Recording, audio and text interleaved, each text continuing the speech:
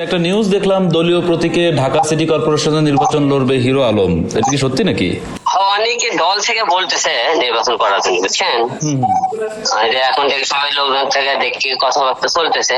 এখন আমি তো 4 মাস নির্বাচন করলাম, এখন নির্বাচন করলে হবে না। সবাই মনে করেন নির্বাচন তো অর্থের প্রয়োজন, অনেক কিছু প্রয়োজন ছাড়া তো জানেন। 4 বার দেখেন আমি তো মনে করেন কারো মনে করে কোনো ইয়েই পাইলাম না, আর মনে কোনো সম্মানও পেলাম না, কোনো সহযোগিতাই পেলাম না। যে বাংলাদেশের এত লোকজন এত কিছু করলাম, আওয়ামী লীগ সরকারের আমলে এত লড়াই যুদ্ধ করলাম, মার খেলাম, কত কিছু করলাম, সেই হিসেবে তো কোনো দল থেকেও কোনো সহযোগিতা পাইলাম না, সরকারের কোনো মূল্যায়ন করলে না, জনগণের কোনো মূল্যায়ন পেলাম না, শুধু মানুষের জন্য করেই গেলাম।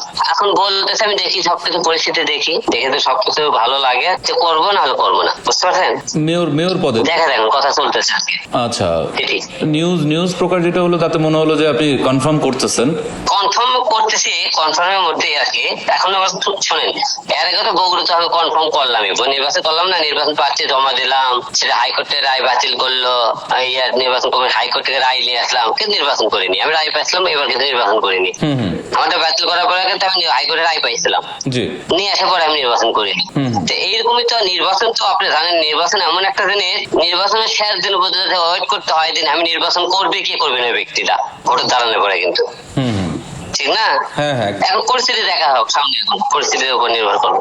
ওকে, কি করতে চান নির্বাচনে জয়ী হওয়ার জন্য? কি করতে চান আলম ভাই?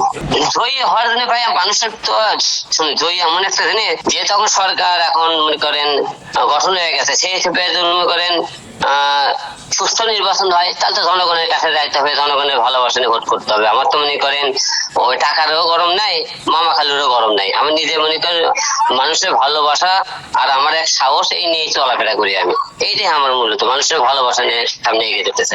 এই যে আওয়ামী লীগের সময় তো খুব চাপাচাপি গেল আপনার উপর থেকে, বিএনপির সময় কেমনটা আশা করছেন? কি এখন বিএনপি তো তাদের তো একটা নির্বাচন করছে, এখন দলীয় নির্বাচনটা তারা করছে। এখন বাদ বাকি নির্বাচন করলে তারা কি রকম করে, তারা কি আমাদের উপর ছেড়ে দেয় যে জনগণ যাকে করে তাকে ভোট ছেড়ে দেয়, না তারা দলীয় যারা লোগো লিবি তাদেরকে তারা টানে? এখন নির্বাচন টাইমে আমরা বুঝতে পারবো, একটা নির্বাচন তো তারা তাদের নির্বাচনটা করলো, বাদ বাকি নির্বাচন গুলো এখন দেখা দেখবি তারা দলীয় প্রতীক দিয়ে তার দলীয় লোকের উপর তারা করে, না জনগণ যাকে রায় দিয়ে ভোটে নিয়ে আসবে ছেড়ে মানে নেয় ওরা সুস্থ নির্বাচনে ভোট কেন্দ্রে তারা কার্যকর চালায়। এটা দেখতে হবে আমাদেরকে।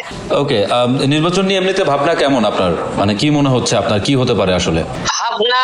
যেহেতু আমরা একটা নির্বাচন দেখলাম, নির্বাচন জনগণ সবাই সুষ্ঠু হিসেবে দেখতে ভালো লেগেছে। এখন এই নির্বাচন গুলো তারা এখন কেমন করবে, নির্বাচন কমিশনার এখন দেখার পালা আমাদের। প্রত্যেকটা ধাপে ধাপে যে নির্বাচন গুলো হবে, মনে করেন মেয়র থেকে শুরু করে ইউনিয়ন পর্যন্ত, এখন এই প্রত্যেকটা নির্বাচন তারা কিরকম পরিবেশ তারা দেখায় আর কি, এটা আমাদের এখন দেখতে হবে। তার দলীয় ভাবে ক্ষমতা আওয়ামী লীগের লাগেন কি তারা এরকম ক্ষমতা দেখে তারা নেবে প্রত্যেকটা দল, না জনগণের রায়ের উপর তারা নেবে, এটা আমাদের দেখার বিষয়।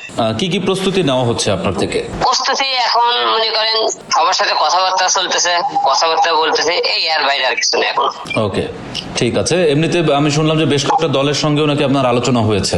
হ্যাঁ, দলের সাথে তো কথা চলতেছে, দল থেকে বিভিন্ন দলের সাথে কথা হয়েছে।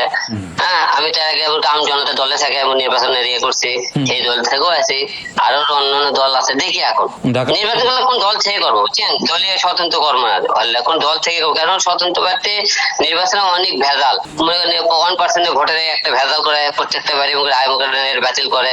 এই একটা খালি স্বতন্ত্র নির্বাচন খালি করতেছেন একটা কারণে, এই প্রত্যেকটা বাড়ি 1% ভেজালের জন্য আমার নির্বাচন প্রার্থীরা বাতিল করার জন্য স্বতন্ত্র প্রার্থী নির্বাচনটা করতেছেন, যে কোনো দলের লোকটা নিয়ে করতেছে। এই কারণে যাতে নির্বাচনের হাইকোর্ট 1% জন্য যে মনোনয়নপত্র বাতিল করে, এইটা যাতে না হয়। ওকে, নরমালি কোনটা ইচ্ছা আছে, কোন দলে যুক্ত হওয়ার ইচ্ছা আছে আপনার?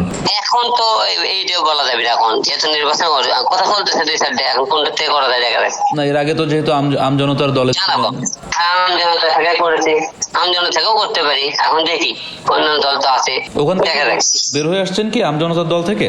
না, ওখানে আছি।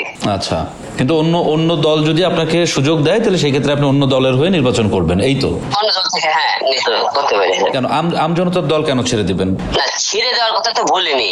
মনে করেন আমরা সবাই তো বলিনি যে আমি ছেড়ে দিব, মানে আপনি কি বললাম, আমি তো আমজনতা থেকে তো করতে পারি, অন্য অপশনও বেটার, সবাই তো বেটার অপশন খোঁজে না, খোঁজে না? তা তো অবশ্যই। এই বেটার অপশন গুলো কোন ভালো কেউ পায় তো বেটার অপশন আমি যেতে পারি। একটু ভবিষ্যৎ জানতে চাই আলম ভাই, সেটা হচ্ছে যে ধরে নিলাম যে আপনি আজকে নির্বাচিত হয়ে গেলেন, আপনি মেয়র হয়ে গেলেন, সেই ক্ষেত্রে আপনি এই ঢাকা উত্তর সিটি কর্পোরেশনের জন্য কি কি করতে চান? এখন দেখুন, প্রত্যেকটা এখন বর্তমানে যে আমাদের আসনগুলো আছে, ঢাকা বলেন যে কোনো জেলায় বলেন না কেন, প্রত্যেকটা আসন এলোমেলো।